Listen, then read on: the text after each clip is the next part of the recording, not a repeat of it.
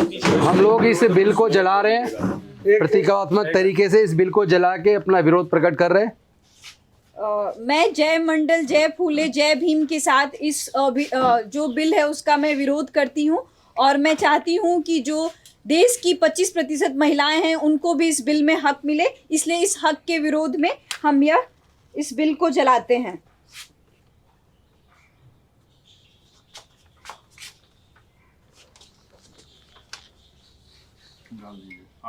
Sir के हाथ में पीछे आ जाइए, पीछे हो जाइए, पीछे। ठीक है, ठीक है। Thank you.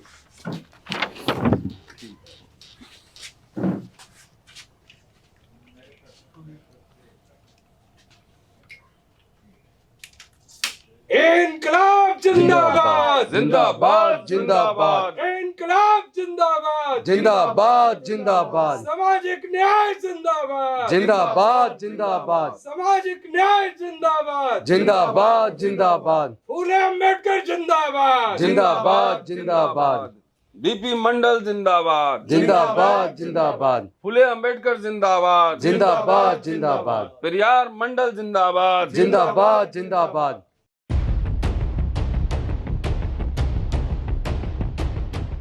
जय फूले, जय पेरियार, जय भीम, जय मंडल, नमो बुद्धाय।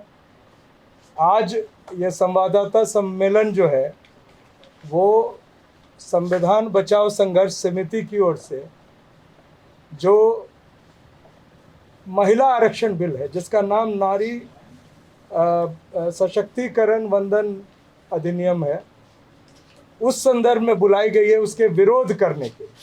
आज जो लोग उपस्थित हैं सबसे पहले मैं उनका परिचय करा दूं और सबसे पहले तो हमारे परम आदरणीय राजेंद्र पाल गौतम जी हैं, जो हमारे लिए एक तरह से पूरे मुहिम में हमेशा एक संरक्षक के रूप में रहते हैं और उनके दिशा निर्देश पर हम लोग आगे बढ़ते हैं। डॉक्टर अनिल जयहिंद हैं जो संविधान बचाओ संघर्ष समिति के कन्वीनर हैं। डॉक्टर रतन लाल हैं जो हमारे साथ जुड़े हुए भी हैं और एक स्वतंत्र रूप से और अम्बेडकर नामा के वो संपादक एग्जीक्यूटिव एडिटर। यहाँ गजराज जी हैं, उनके साथ साथ वेंकट जी हैदराबाद से आए हैं।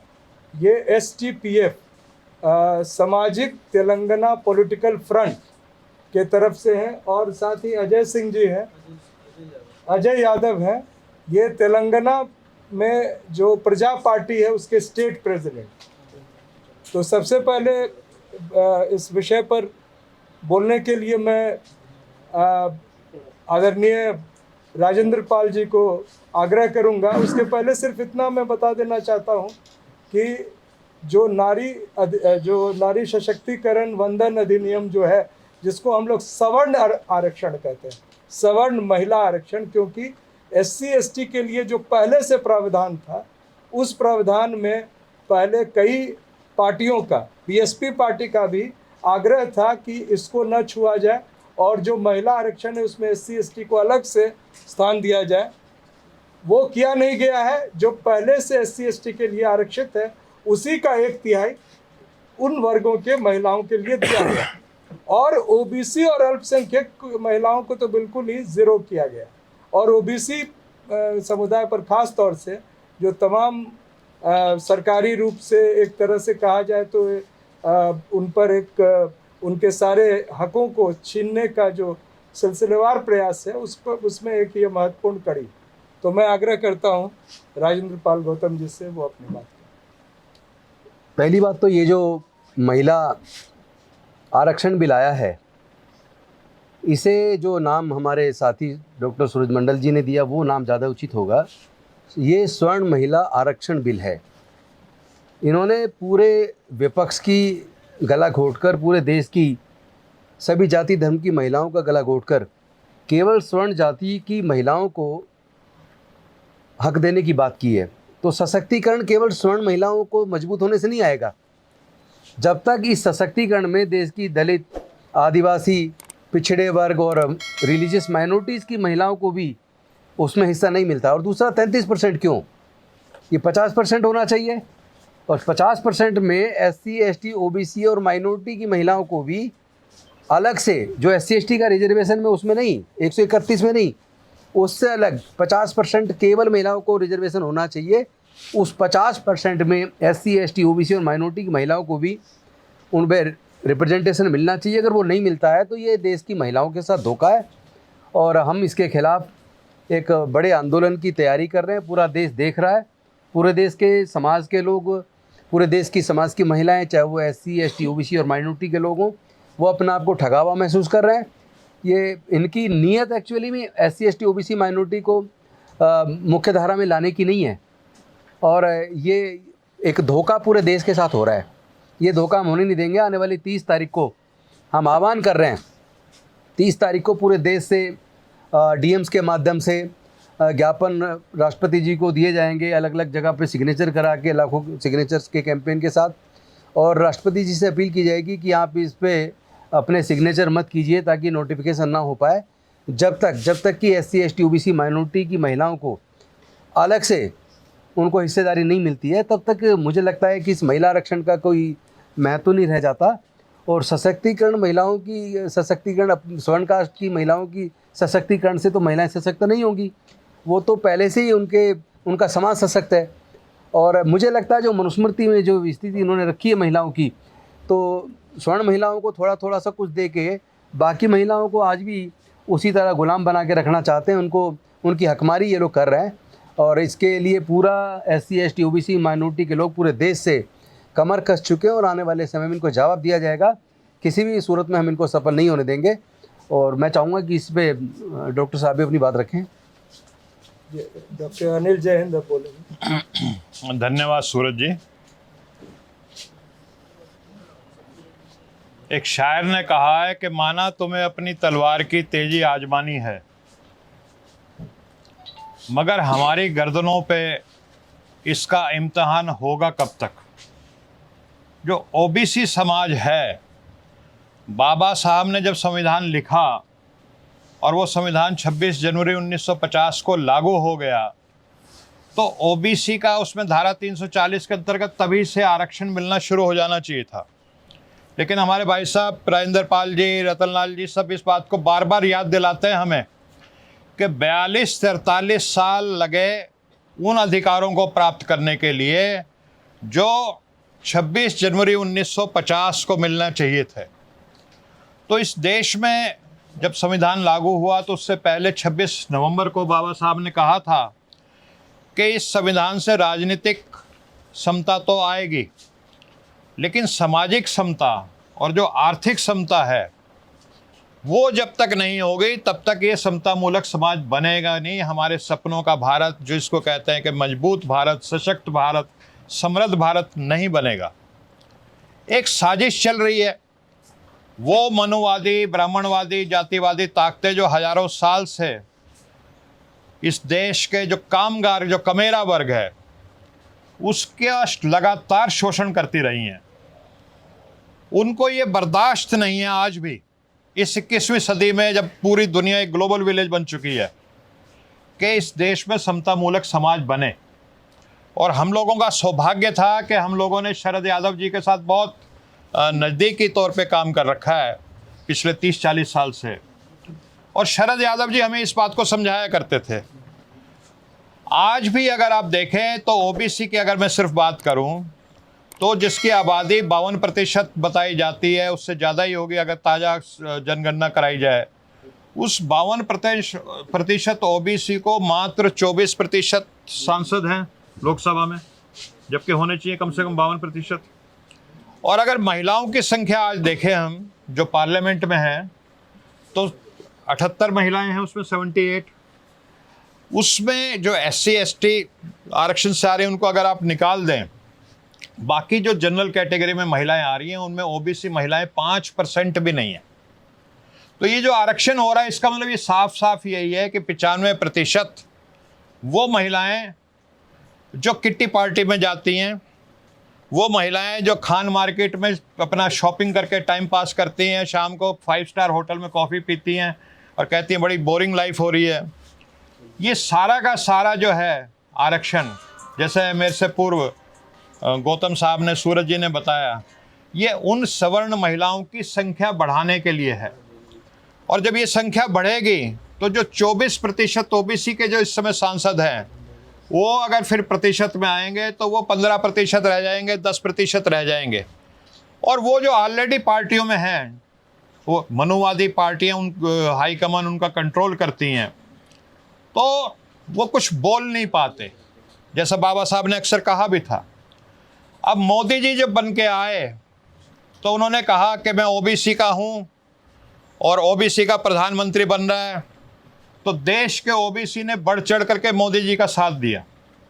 भारी संख्या में ओबीसी के उनको वोट मिले। एक उम्मीद थी, ओबीसी के लोगों को उम्मीद थी कि 15 लाख भी मिलेंगे, 2 करोड़ नौकरियां भी मिलेंगी, लेकिन जो ओबीसी के अटके हुए काम है, जो ओबीसी का कल्याण नहीं हो रहा पिछले इतने 60-70 सालों से, वो कल्याण भी होगा, क्योंकि हमारा एक ओबीसी का भाई प्रधानमंत्री बनेगा।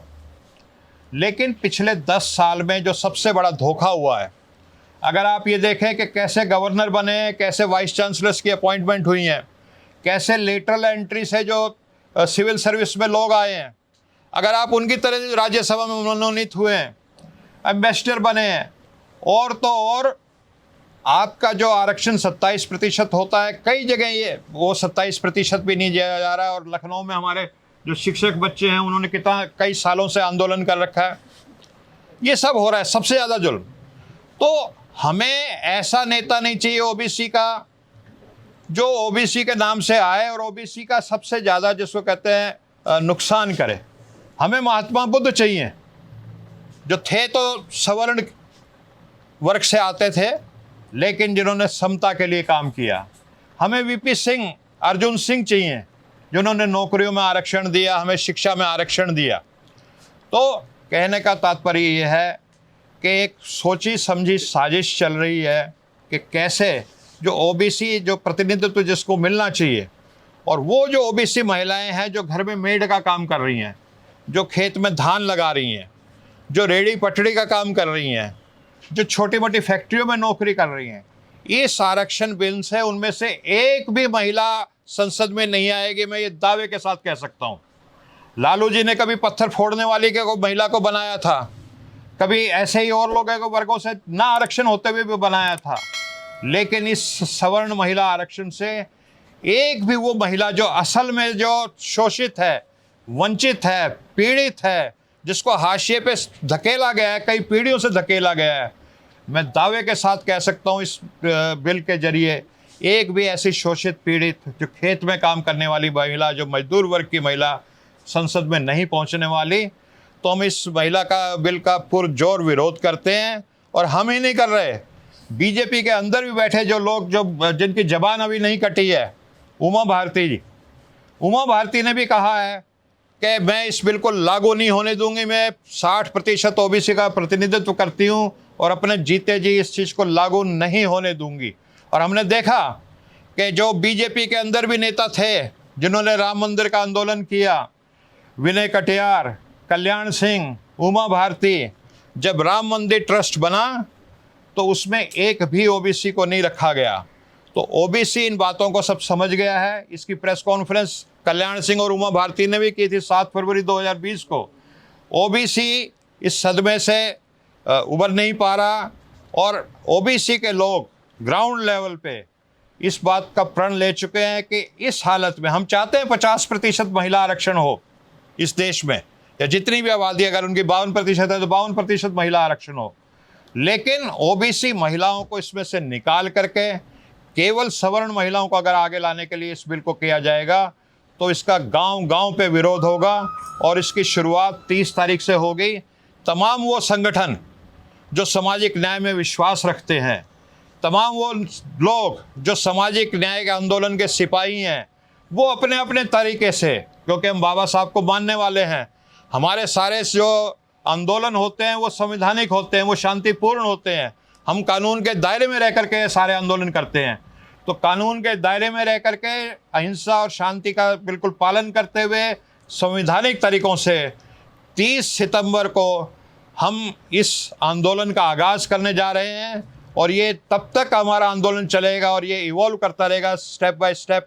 जैसे हमारे साथी बैठे हुए हमारे साथी हमने 13 पॉइंट रोस्टर का भी आंदोलन चलाया था और उसको स्टेप बाय स्टेप हमने लेकर के गए थे और फिर देशव्यापी आंदोलन बन गया था। मुझे पक्का यकीन है कि एक बार पूरा ये देशव्यापी आंदोलन बनेगा, सरकार को अपने कदम वापस लेने पड़ेंगे और ओबीसी महिलाओं को हम न्याय दिला के रहेंगे। और तमाम संगठन अपने अपने झंडे में, अपने अपने बैनर में, अपनी अपनी लीडरशिप में, अपने अपने तरीके से, लेकिन वो सारे तरीके संवैधानिक होंगे, शांतिपूर्ण होंगे, अहिंसात्मक होंगे, अपने तरीके से इसका विरोध करेंगे और इस सरकार को हम चलने नहीं देंगे जब तक इसमें ओबीसी और SC/ST महिलाओं को शामिल नहीं किया जाता। धन्यवाद। डॉक्टर रतन लाल जब बोले, दो सूचना मैं दे देना चाहूँगा।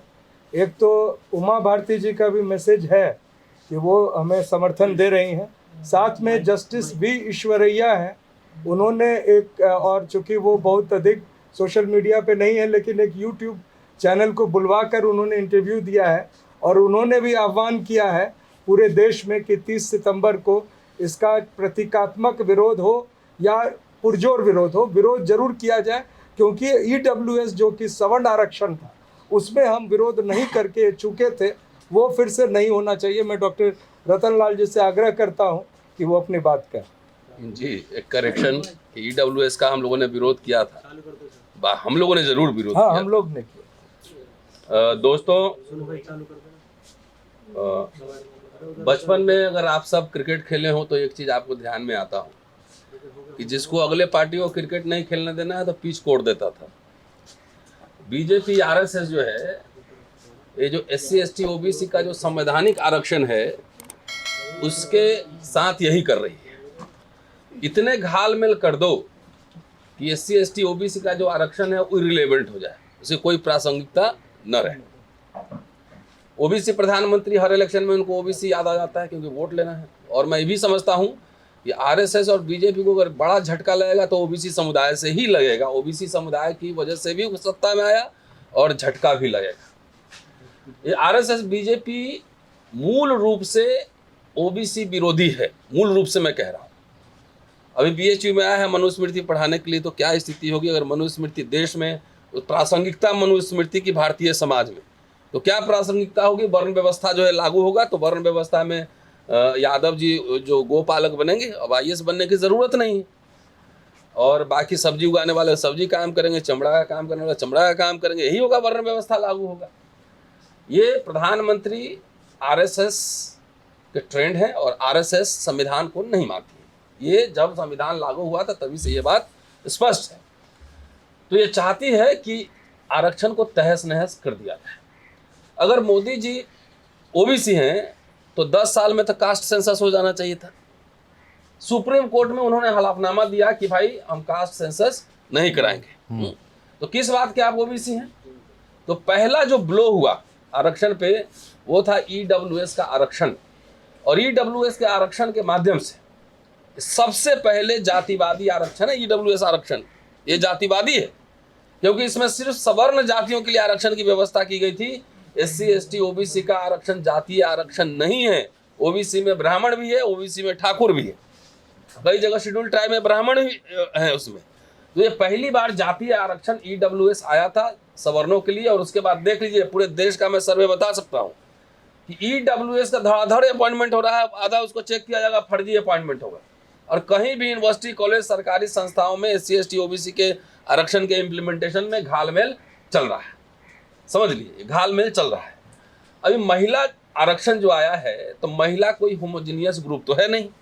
आप जाकर देख लीजिए, जहाँ जहाँ महिला कलेक्टर हैं, चाहे जहाँ जहाँ प्रिंसिपल हैं, जहाँ कॉलेज यूनिवर्सिटी में पढ़ाते हैं। अभी JNU की BC ने कहा भी कि मुझे गर्व है कि मैं RSS की हूँ, BC की तरफ से स्टेटमेंट आ रहा है, महिला है वो भी।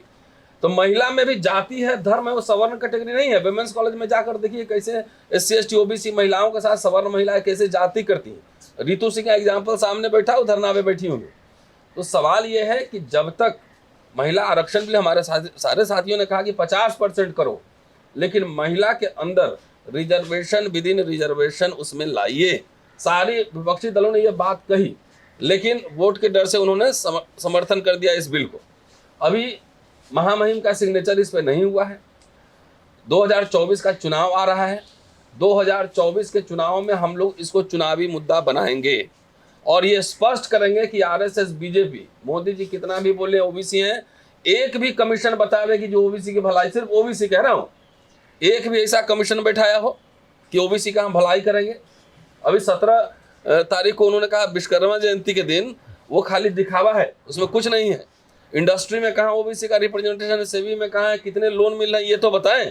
कोई कमीशन नहीं बैठा है, कोई जन कल्याण के कार्य नहीं हुए।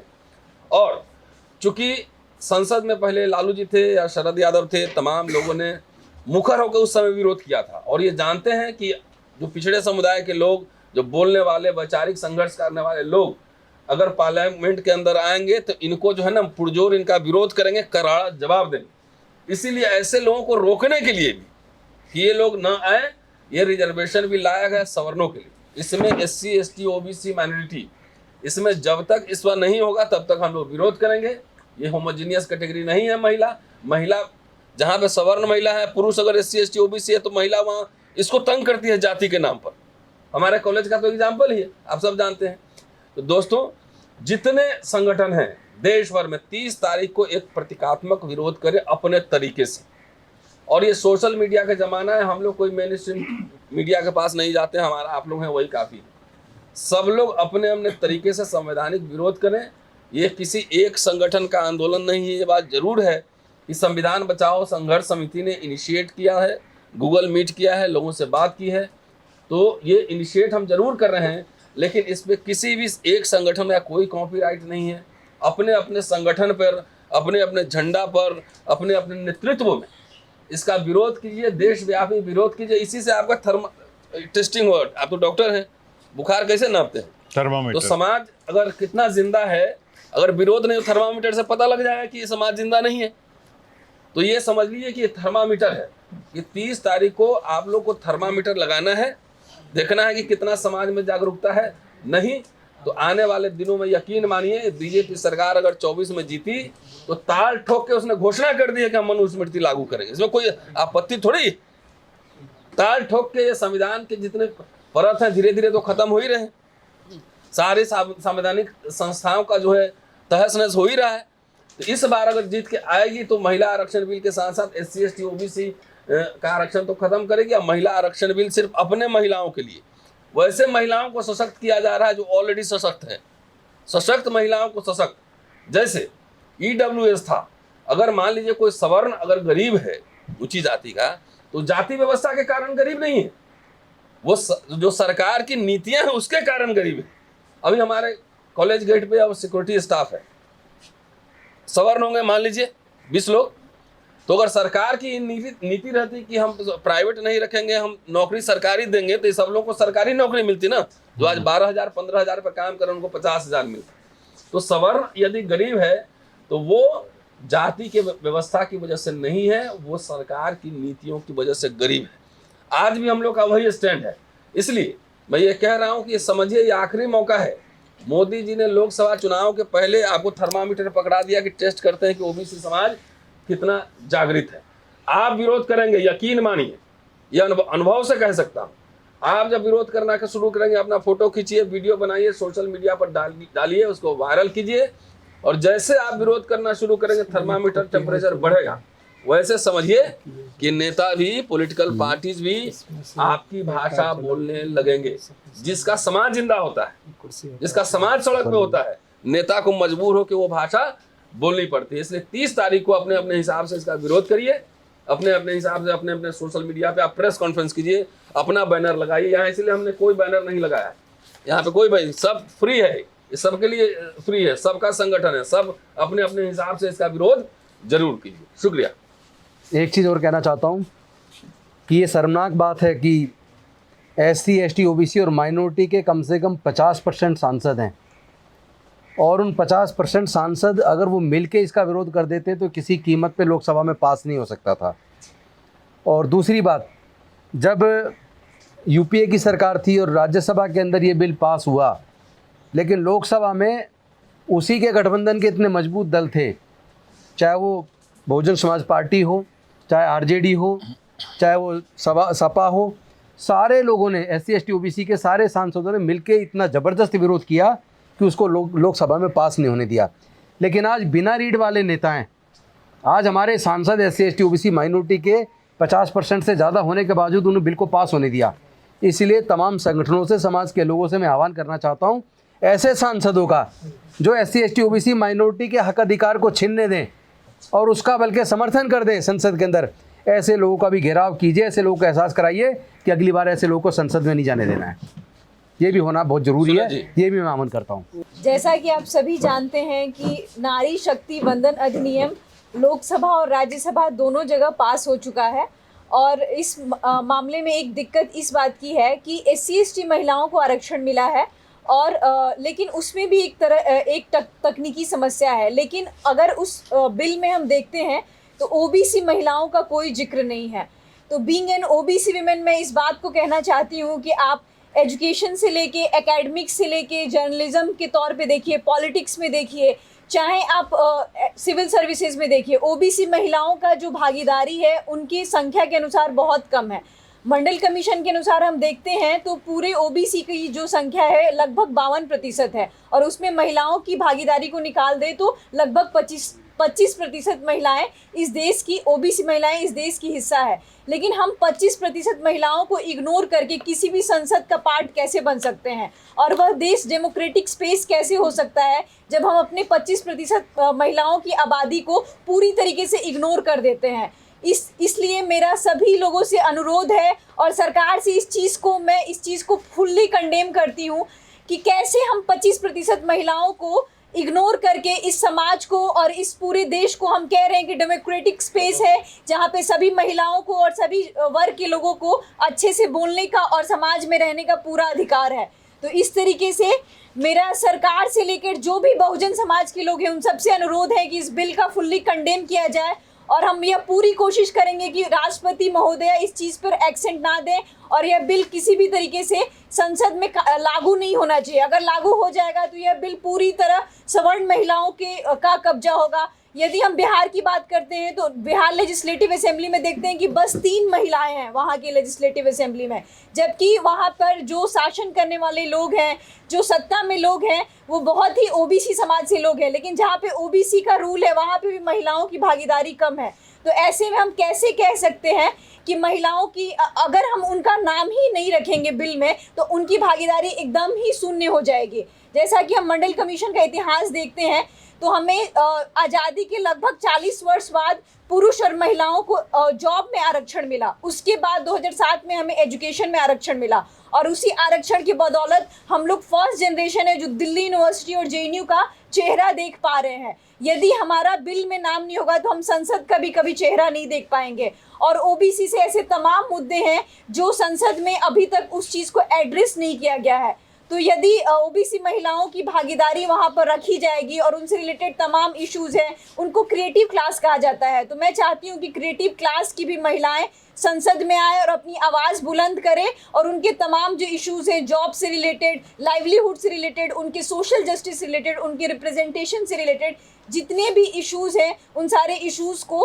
तरीके से एड्रेस किया जाए। मैं बस यही कहना चाहती हूँ और सरकार से। और 30 सितंबर 2023 को हम सभी लोग ऑनलाइन या ऑफलाइन जिस भी माध्यम से आप लोग इस पूरे बिल का कंडेम करें, चाहे वो किसी भी तरीके से कर सकते हैं, या तो आप वीडियो बना के कर सकते हैं, या तो आप पोस्ट डाल के कर सकते हैं, या आप अपने अपने आवाज़ पे इस बिल के खिलाफ आप लोग आवाज़ उठाएं। और जितनी भी महिलाएं हैं, खासकर मेरी सारी महिलाओं से निवेदन है कि आप लोग अपने आवाज़ के लिए और अपने राइट्स के लिए जागरूक हों और इस जो मूवमेंट है इसका फेस महिलाएं बने, क्योंकि ये हमारे हक की लड़ाई है। हम यहाँ पर जितने भी पुरुष समाज के लोग हैं उनका भी धन्यवाद ज्ञापन करते हैं कि हमारे अधिकार के लिए वो हमारे आज साथ खड़े हैं। लेकिन इस जो भी आंदोलन है इसका फेस महिलाएं बननी चाहिए, क्योंकि आखिर ये हमारे हक की बात होनी चाहिए। तो मैं उन सारी महिलाओं से अनुरोध करती हूँ कि इस मूवमेंट को 30 सितंबर 2023 को जो मूवमेंट होने वाला है, चाहे वो आप अपने आवाज़ से ही करें, लेकिन इस मूवमेंट का भरपूर सहयोग दें और इस बिल का पूरी तरीके से कंडेम करें, क्योंकि इस बिल में हमारी हक की बात नहीं होगी।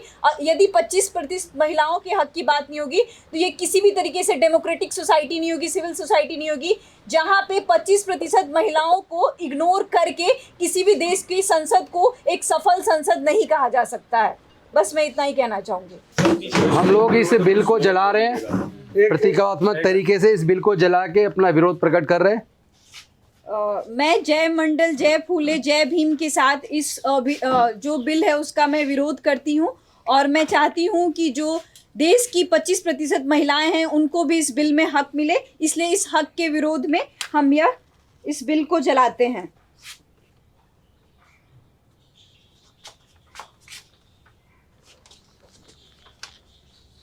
डाल दीजिए, हाथ में लीजिए। सर के हाथ में पीछे आ जाइए, पीछे हो जाइए। पीछे पीछे ठीक है, ठीक है। Thank you.